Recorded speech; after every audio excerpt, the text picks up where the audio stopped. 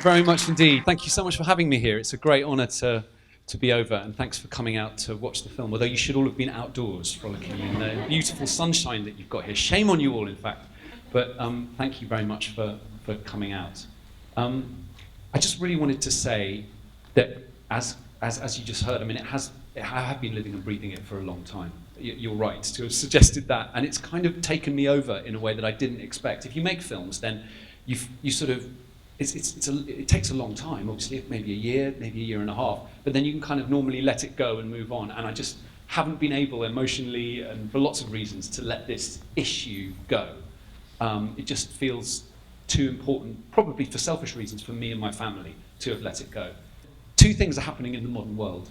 The first is that children are increasingly obese, depressed, and out of control.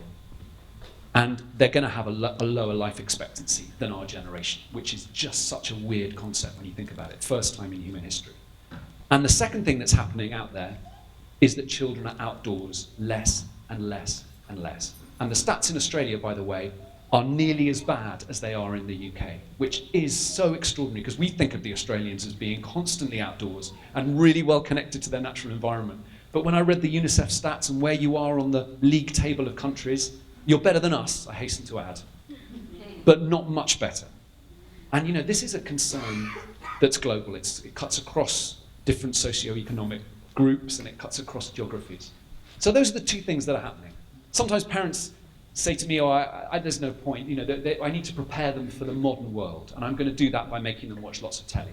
You know, you hear that argument sometimes, that it's okay to be on the screens a lot, it's okay to be an indoors life, because that's the future way of the world. And to those parents, I enjoy torturing them by quoting this great study in the UK that said 80% of successful entrepreneurs were tree climbers when they were children. And I love saying to those parents, listen, do you want your kid to succeed? You know, even if it's just in a financial way, to be a successful person financially. Because if you do, the evidence is you should get them up a tree. It makes them resilient, makes them tough, makes them determined. All of the kinds of things that you'd want in the workplace get learned so effectively in nature. And then you look at your daughter, or I look at my daughter and I realize she's got 3,000 days of her childhood left. And someone is going to take those days from her. Someone's going to get them. And either it's going to be that lot, or it's going to be me with my weird nature product. And I really want to win that battle. And the best way I think of doing that is to get together. All of the small and big organizations who think this is an issue, get together and shout with one voice. Start advertising the product. So I'm really, really pleased to be here. Thank you very much for having me, and thanks for watching the film. And I'm really excited to be doing this panel debate. Thank you very much.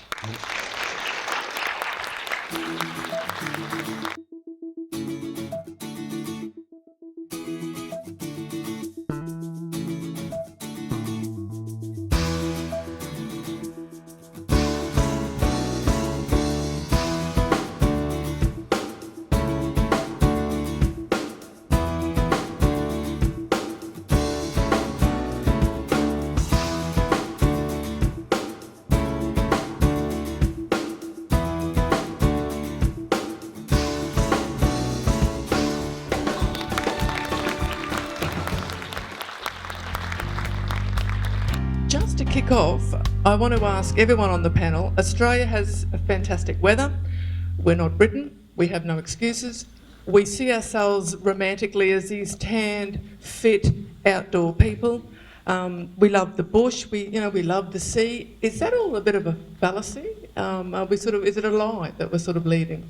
We really don't have too many excuses for the reasons of we're not going outdoors. Is it a fallacy? I don't know. Maybe there is just so much competition for our time now. It's all at our doorstep, and it's when we think about the lifestyles that we lead, we can go to the beach. Like if you live in Brisbane, you can be at the beach in an hour down the Gold Coast, so you can have a lot of outdoor experiences. But I think sometimes, over the past generation in particular, we've talked ourselves out of things. So when I was a child, every weekend you'd be doing something and be outside or go to the park or various sorts of things. But now come weekend time, you sort of go, it's a long drive to the coast, or be a lot of traffic on the road, or then you've got to find a car park. The opportunity is there, but we talk ourselves out of taking on those adventures in life. David, did you expect the same sort of problems when you came to Australia, or did you have this vision in mind that parents wouldn't be these overwrought, worried, time-poor people? Well, because I looked at that study that I mentioned, I think I was prepared for the situation a bit more. But I've been surprised on the downside by the experience of seeing how the automobile has really become king in many ways, especially down this coast. I really noticed it. And I think it's really worth remembering, it's not worth beating yourself up about it. This is something that is happening right around the world. It's not a question of geography or good weather or bad weather. And in a way, the barriers are so much more than there just being green space present. It's one thing to say, oh, there's a park outdoors, so you should go outside. I mean, Australia's a giant park, right? It's a giant, wonderful natural theme park that you could go into all day long. But you don't. And we don't go outside either. There must be other things stopping us, and the barriers are just so overwhelming. And these barriers are true in all cultures. So you've got the rise of traffic, busy parents, fear of stranger danger, commercialization of childhood. I list them all out, and then it feels really depressing. So I'll stop. The good news is you can break all the barriers down by just opening the door and getting outdoors.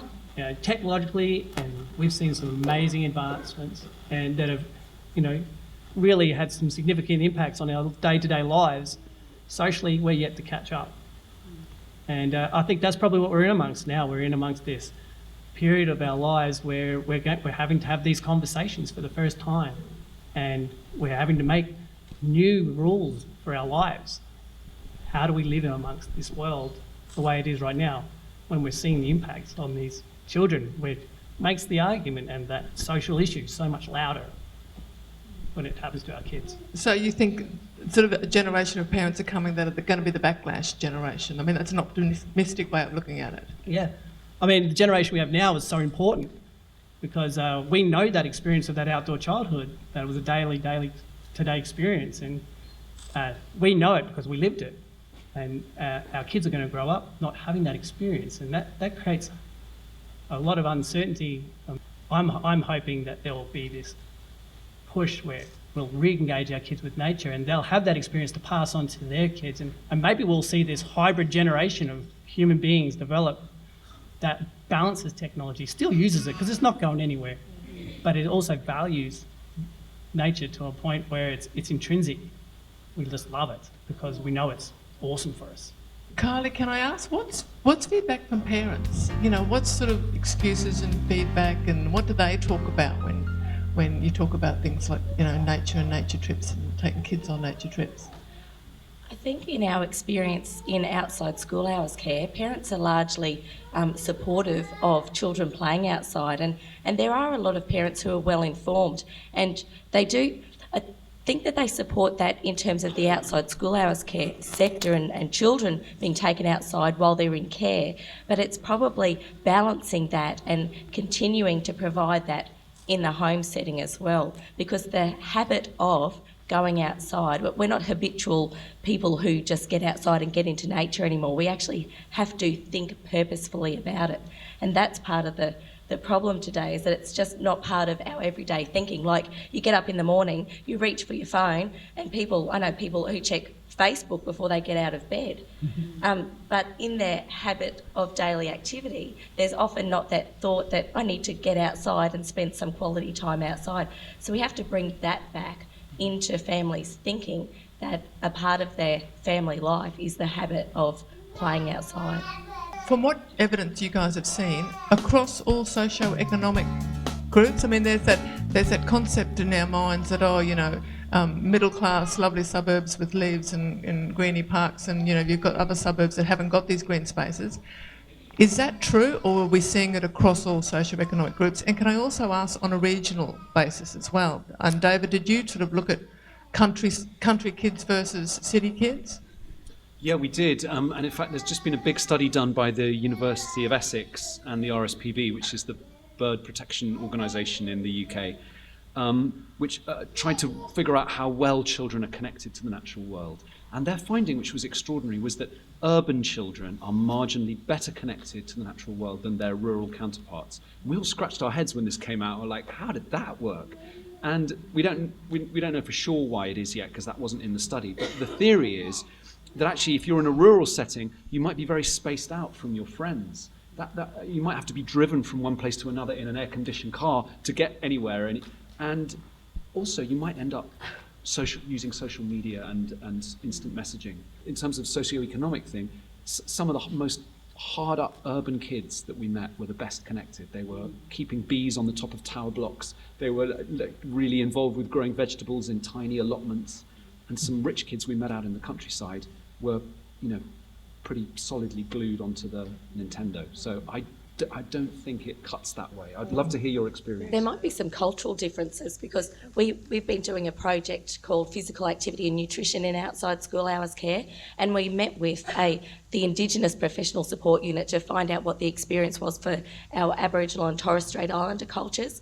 And when they talked about the physical activity needs, they said that wasn't really an issue for their children and their services because they're outside all the time. And it was more the nutrition component that they needed education on, and the children were incredibly physically active. So that was probably new information for us because we weren't really aware of how different cultures were engaging with nature. But I think there might be a cultural element to things that we also need to consider now.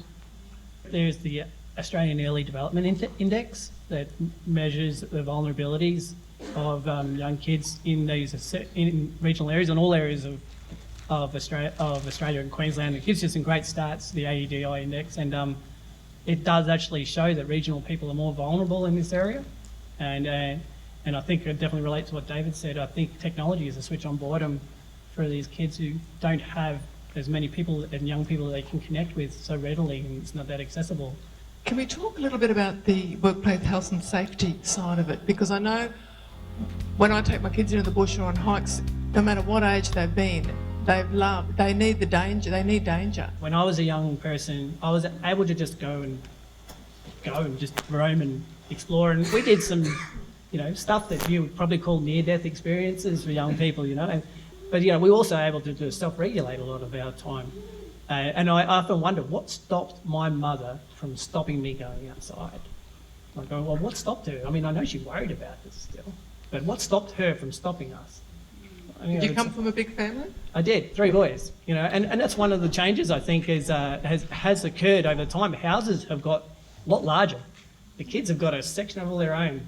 In my house, we were a small house with 3 boys. We were lucky we were allowed inside the house after 8 a.m.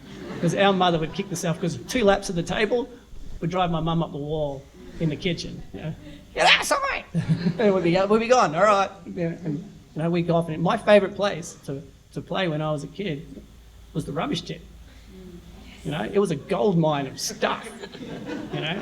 I loved it.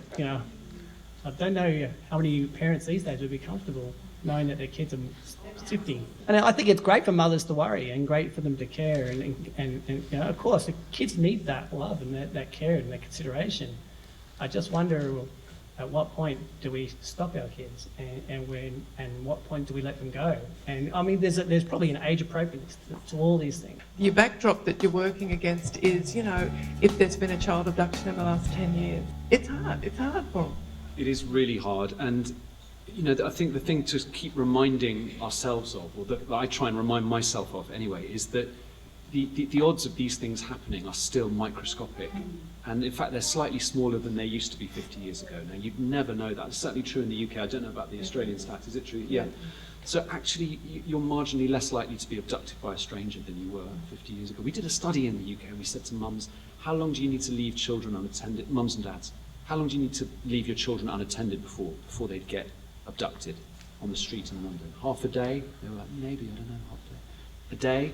Well, yeah, a day would be really dangerous. 2 days? Yeah, they'd probably have been gone if you left them 2 days. The statistic is you need to leave a child unattended for 500,000 years for it to have a chance of being abducted. It's that unlikely. And these things just don't happen. And yet we panic about it to such a level that we blind ourselves to the risk of the alternative. And that's the big taboo that we don't talk about, which is what is the risk of the alternative? Right, well, the alternative is keep your kid indoors in front of the telly, nice and calm, quiet, sedentary lifestyle, very safe. Wrong. The risks are diabetes, obesity, attention deficit disorders, all sorts of developmental issues. okay, it's not a one-off hit risk like an abduction or being hit by a car, but it's a long-term neglect risk. And in my view, that's something that we need to flag up. We need to be really aware of the risks of an indoor lifestyle. Can we talk a little bit about time-poor parents? For me, I look at nature play as a symptom of a larger social problem. You know, it's come about because we've got a social system that prioritises money and not family. We've decentralised the family unit. We got rid of Sundays. That was a terrible thing. You know, that was the family day. That's when people got together, went to the parks, had barbecues, scowled at the relative you didn't like. You know, then now we don't even see them. Maybe Sundays aren't that bad. But, it's a choice, I suppose, maybe at a grassroots level, but then there's also these other social pressures. You know, how are we going to afford the homes we live in? How are we going to afford the cars that we drive if we don't work all the time? And if we want to, you know, if we want all these things, and I suppose, then we need to work all the time, and then it's that time poorness that comes about with that. And then there's all this symptom of, you know, the evolution of companies like Project Wild Thing, Nature Play, you know, have to stand around and go, please let your kids play. It's about what you value too, though, as a family, because I think I'm not a good example, but I have 4 children, 3 still at home at school. I work full time. I'm doing a PhD. You know, there's not a whole lot of time in my day, but we value being outside. So when we go on holidays, we go skiing. You know, we try and do things like that. And sorry about my voice, but make sure that, you know, the children have time outside. And I think it's also about parents getting outside too, because there's a lot of benefit to kids being outside, but every adult could do with a good dose of outside as well. You only need to take a tiny bit of extra wild time every day to have a massive effect. And what we've been encouraging parents to do is, as you get out of the car, on the way into the house, just to begin with, stop for 1 minute and just notice for a minute what's going on. And we've got this app called the Wild Time app, which is free to download. You saw us developing it in the film. And it can suggest things that take 1 minute. And the evidence seems to be that if you do this 1 minute regularly every day, then after a few weeks, everyone enjoys it, it turns into 2 minutes, and you can build into a virtuous cycle. So I think you can do a tiny thing to fix that. How much has city planning effect got on this? And I guess, you know, do parents have to have their voice being heard and all that? Yeah, I mean, the urban planners are well aware of the need for kids and families to have green spaces. I mean, you only got to look at Yarrabilba. And their first thing that they did once they built that estate was build this amazing, incredible, huge park as a way to suck families into it. Because they know if it's got this amazing resource there, everyone will move out there and build more houses, buy their houses. So they know the needs and the worries and the concerns of families in helping that they have in helping them consider their home choices and where they live. So I think, you know, there's going to be this drive to make those spaces more natural, more, especially if everybody, you know, from that grassroots level is going, yeah, we need more green spaces for our kids to be, you know, wild and get out in nature. Most of their parents wouldn't know how to camp, wouldn't know how to get outdoors with the kids. And I wondered if engaging, like showing some parents how to do it. I mean, it's not as if everyone knows how to go and camp. It's one of the big barriers that's stopping children getting outside is and it's linked with parental fears. It's this sense that you don't know what to do. It's not for you, this place, because you don't feel comfortable in it. And so why would you go into it? Maybe you've lost the skills yourself, or maybe you never had them, and all of that's fine. And I think we're really keen to stress this sense that it doesn't need to be a wild camping experience. That's kind of level 5. That's right up there. You know, maybe it's just a question of starting somewhere really small and being led there. But you're so right about the issue of parents feeling comfortable and knowledgeable.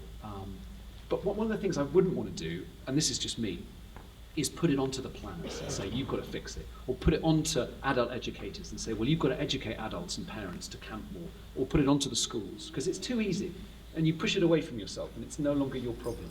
So I'm always saying to people is, there are all these barriers between children and nature, but we can erode all of them by going outdoors more. So if you guys were outdoors more in Brisbane, a lot more, and there were more people out on the streets, enjoying the green spaces, the planners would have to catch up with you. They would have to deal with that. They'd have to deal with that by making provision for that kind of influx of pedestrians. And that's a kind of more grassroots, exciting way maybe of fixing things, rather than hoping that the fairy godmother will wave the wand and fix it from central government.